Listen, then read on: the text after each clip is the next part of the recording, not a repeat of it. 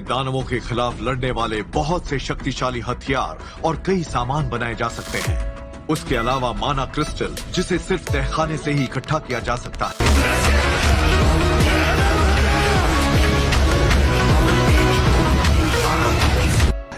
और ये कम शक्तिशाली होती है। लेकिन इन सबको लेकर गवर्नमेंट का मकसद कुछ और ही लगता है। ये एक नए पावर सोर्स की तरह है,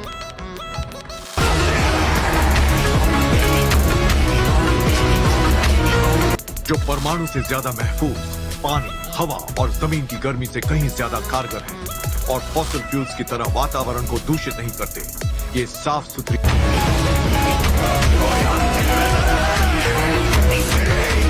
एनर्जी का जरिया है।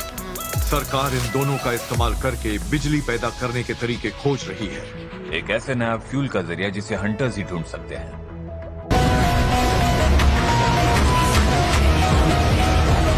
इसीलिए जो जिम्मेदारी हंटर्स के कंधों पर है वो इतनी बड़ी है।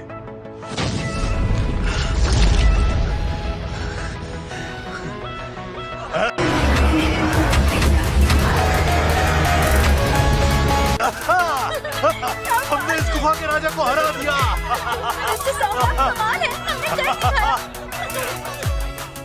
जिन्हू सुनो, मुझे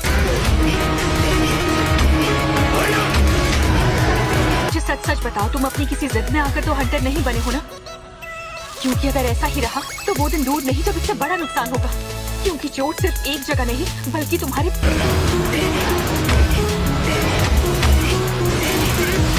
पूरे शरीर पर लगी है। मुझे सॉरी बोलने की जरूरत नहीं है, बस इतना बताओ कि मैंने जो कहा वो समझे या नहीं।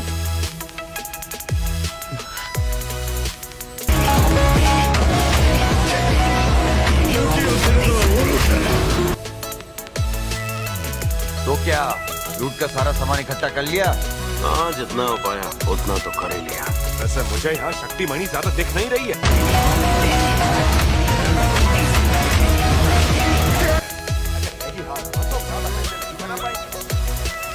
शायद मिशन पूरा हो गया और यहाँ मेरे पास इस ई रैंक की सार मणि के अलावा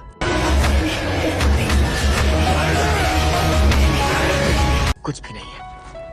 इनकी नजरों में इसकी कोई कीमत भी नहीं है। सुनो, यहाँ आकर देखो क्या मिला है।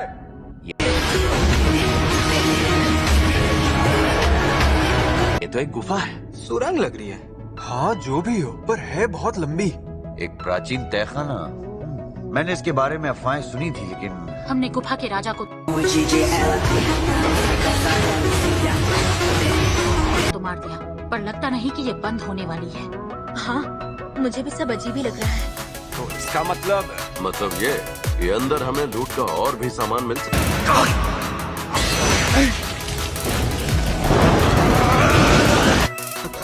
सब मेरी बात ध्यान से सुनो। ऐसे हालात में हमसे उम्मीद की जाती है कि हम हंटर्स एसोसिएशन के आदेश का इंतजार करें। और मेरी बात तो सुनिए मिस्टर सॉन्ग, आपको नहीं लगता तब तक नए लोग आकर सारा सामान लेकर चले जाएंगे? ये डी-रैंक की तहखाने का हिस्सा ही तो है, आखिर इसकी क्या जरूरत है? देखिए, ये फिर से बाप बनने वाला है।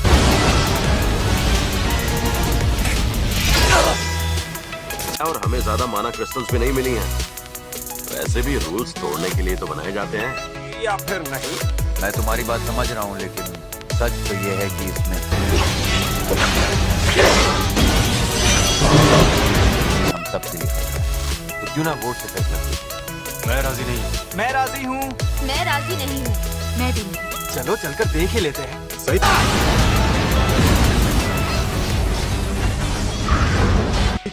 हाँ, मैं राजी नहीं हूँ, पर मैं तो राजी हूँ। और मैं भी। मुझे माफ करना, पर मैं अंदर नहीं जाना चाहती। तो बात ये है, 6 लोगों ने हाँ की है और बाकी 6 ने ना। अब सिर्फ तुम बचे हो जिन्वू। क्या सोच रहे हो? क्या मुझे? मेरे लिए तो डी रैंक के तहखाने को संभाल पाना खतरे से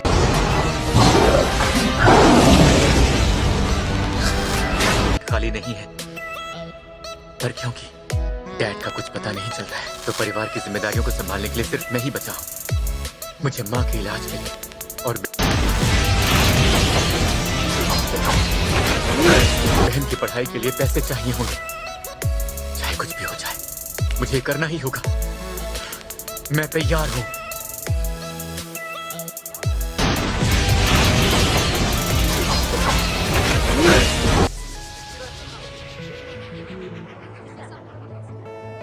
तो अब आप अपना हाथ आगे बढ़ाएं और उस काले पत्थर पर रख दें।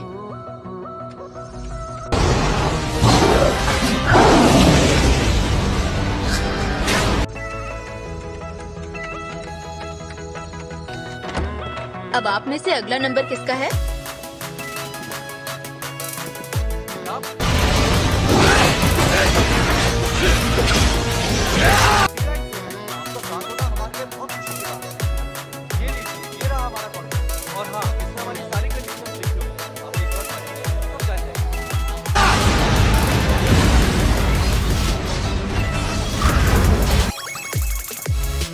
सही कहा। एक बी रैंक का और 2 सी रैंक वाले हंटर्स हमारे साथ आने के लिए खुशी खुशी राजी हो गए हैं और यहाँ की सिचुएशन भी हमारे कंट्रोल में है।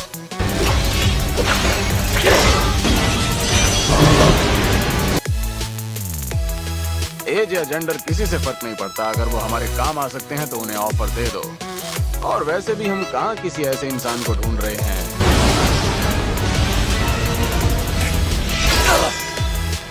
जिसकी बराबरी है इनसे की जा सके।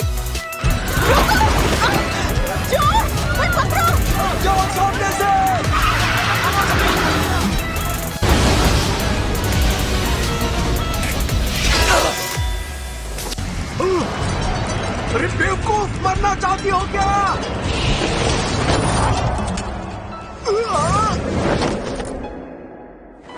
Ganga!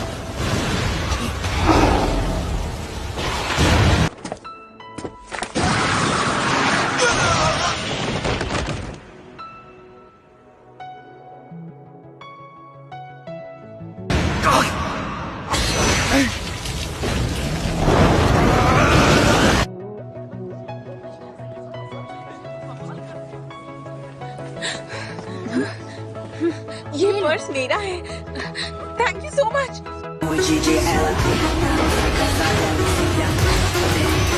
Thank you so much. आप कमाल है। मैं आपका शुक्रिया कैसे अदा करूं? Excuse me. Thank you so much.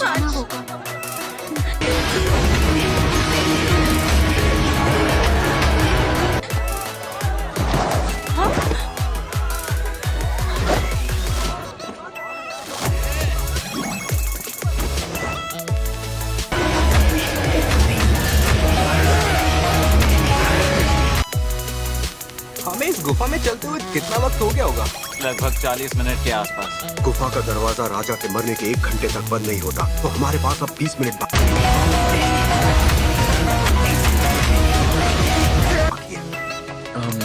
मुझे माफ करना। अब किस बात के लिए? क्योंकि मैंने अपना वोट हाँ में दिया और अब हम वहाँ उन चीजों की तलाश में जा रहे हैं। तुम्हें मेरी फिक्र करने की कोई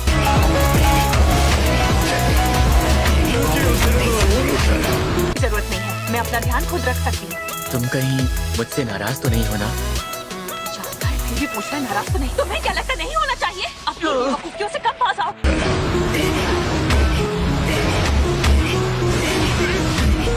पता है अगर वो चोट तुम्हें जरा भी ऊपर लगी होती तो तुम अब तक मर चुके होते जिन्वो। जानते भी हो मैंने कितनी मुश्किलों से तुम्हारे हाथों को और पैरों को ठीक किया, लेकिन तुम्हें क्या पड़ी है? चोट तुम्हारे दिमाग में तो नहीं लगी ना? क्योंकि मुझे ऐसे ही लग रहा है। मुझे माफ करना। ये बात सच है कि जूही जैसी बी रैंक की हीलर के साथ होने से मेरी जान कई बार बची है।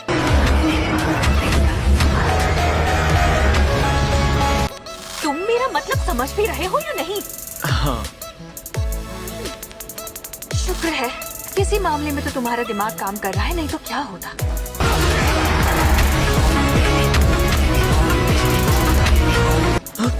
अच्छा बताओ, तुम्हें मुझे बाहर खाने पर ले जाने वाला आइडिया पसंद नहीं आया क्या? नहीं, ऐसा बिल्कुल नहीं है। इधर देखो, राजा का कमरा मिल गया।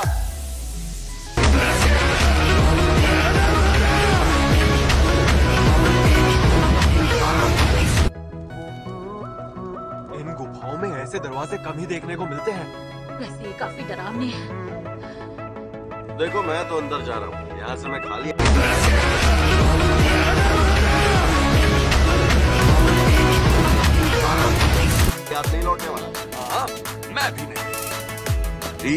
हमेशा साथ में आगे बढ़ती है।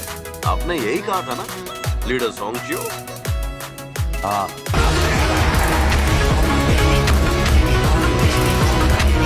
सही कहा।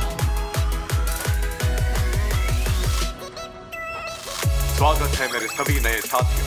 मेरा नाम है गो गन ही, हंटर्स एसोसिएशन का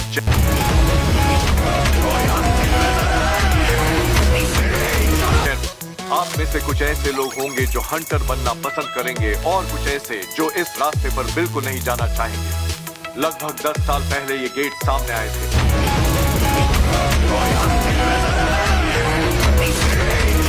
पर अभी भी बहुत कुछ है जो हम इनके बारे में नहीं जानते। हंटर्स बनना अपनी जान जोखिम में डालना है।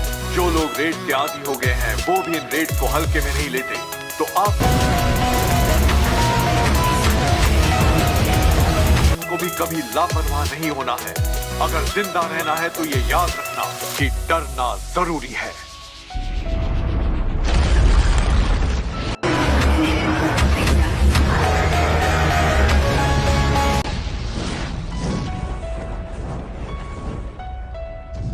अरे यहाँ तो रोशनी हो गई। क्या कमाल का एटमॉस्फेयर है। ऐसा तहखाना मैंने पहले कभी नहीं देखा।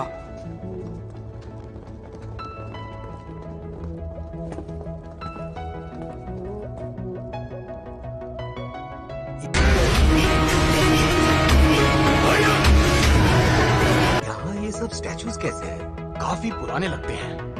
कुछ में तो इंस्ट्रूमेंट्स भी लगे हैं।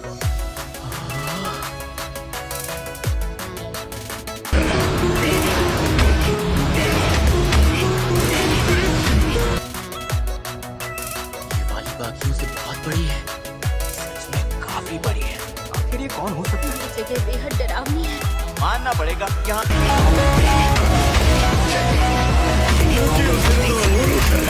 एक भी दानव है। सही कहा, यहाँ एक भी नहीं दिखा। ये क्या? एक जादुई घेरा? यहाँ पर देखिए, कुछ लिखा हुआ है। प्राचीन लिपि में लिखा है क्या? तो लोग पढ़ा जाए। काटने मंदिर के जरूरी नियम। पहला नियम, देवता का सम्मान करो।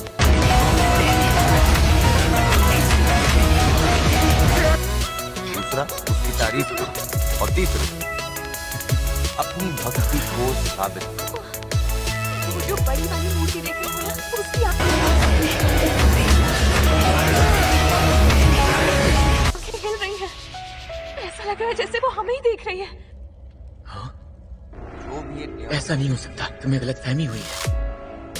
वो जिंदा नहीं बचेगा।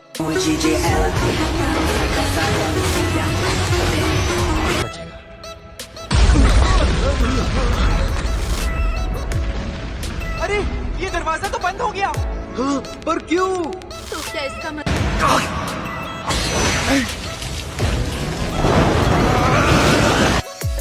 हम सब यहाँ कैद हो गए हैं? मुझे इसी बात की चिंता थी, पर तुमने मेरी बात नहीं मानी। अब भुगतो नतीजा। हमें यहाँ तक आना ही नहीं चाहिए था।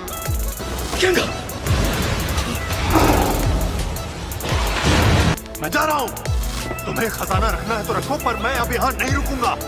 जा रहा हूँ मैं। वहां से हट जाओ।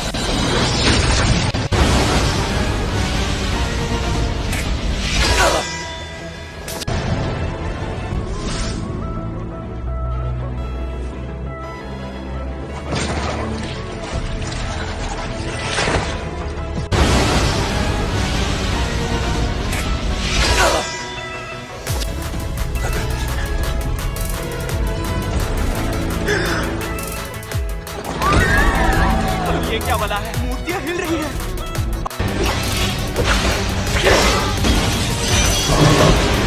अब क्या? हमें इनसे भी लड़ना पड़ेगा। जो इंसान अभी मरा है, क्या वो डी रैंक का हंटर था? कुल मिलाकर वो मुझसे और मेरी ई रैंक से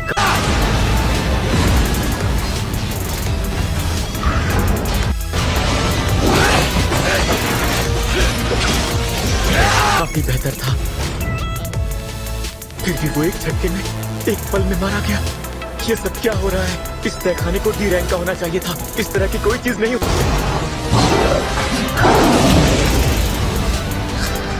होनी चाहिए थी। अगर ये मूर्तियां हिल रही, इसका मतलब है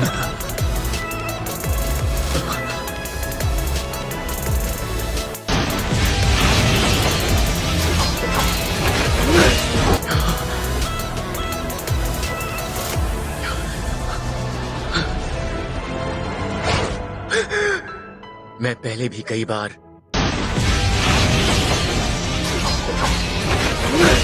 मौत के कगार पर खड़ा हो चुका हूं। अपनी पहली रेड में मैं मेरे साथियों से अलग हो गया था और फंस गया था। मुझ पर ही रैंक के दानवों ने हमला किया और उसके बाद मेरे कई हफ्ते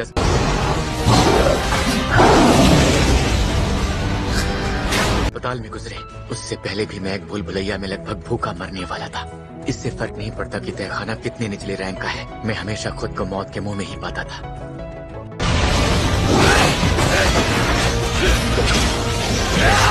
ज्यादातर हंटर्स सार मड़ियों को बेचकर मिले पैसों से अपने लिए हथियार खरीद लेते थे ताकि वो ज्यादा ताकतवर दानवों को हराकर बड़े से बड़ा इनाम जीत सके। पर मेरे पास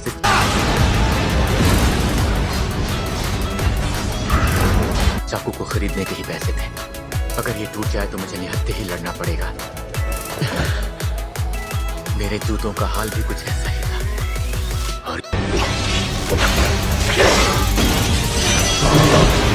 इसलिए दिन ब दिन मैंने अपना मजाक साफ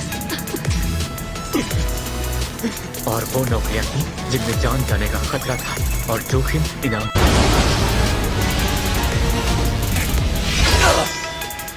से ज्यादा था। इसके बावजूद जिंदा रहने के लिए आंखें खुली रखी और हमेशा मौकों की तलाश में लगा रहा। और शायद इसलिए मैं बता पाया।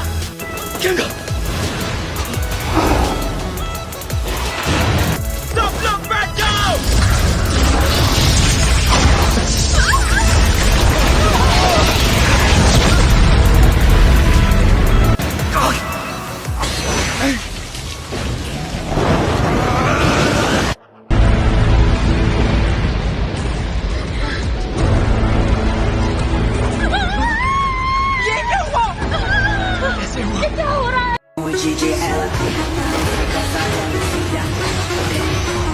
मुझे कैसे पता होगा? तुम सब ठीक तो हो ना?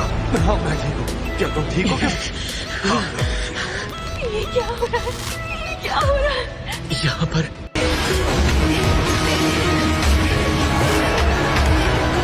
हो क्या रहा है?